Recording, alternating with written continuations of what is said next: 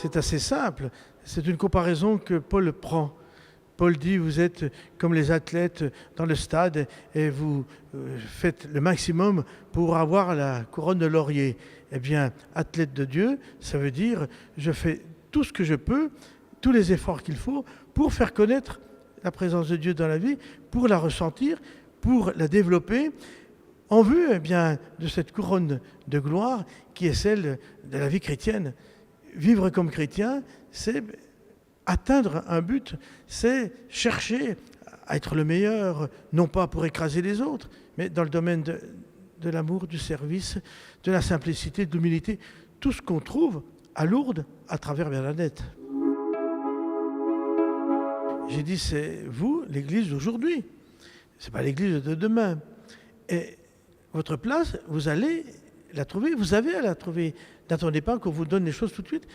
Je dis, si demain, le dimanche, eh bien, vous vous retrouvez tous à la messe, et ça va changer les choses automatiquement. Réinvestissez cette journée particulière qui, si elle est une journée du ressourcement, de la rencontre, on se repose, eh bien, fait que le lundi, qui est la deuxième journée, eh bien, est une journée que l'on démarre avec beaucoup d'enthousiasme.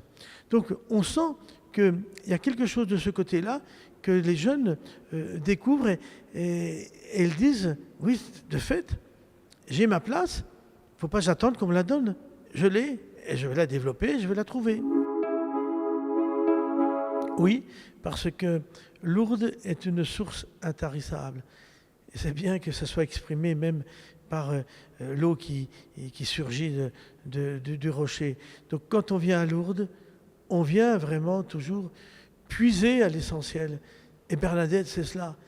Quand on vient à Lourdes, on est à nouveau ressaisi et enraciné avec ce que décline l'amour, c'est-à-dire l'humilité, la simplicité, la proximité, le pardon. Enfin voilà tout ça que nos jeunes sont en train de vivre et de découvrir dans une société qui leur apporte tellement beaucoup de choses, mais dans lesquelles ils se disent « je risque d'être perdu ». Alors vous voyez, les évêques, les prêtres, les jeunes, les anciens, les malades, les bien portants, tout le monde se retrouve dans ce message de Lourdes.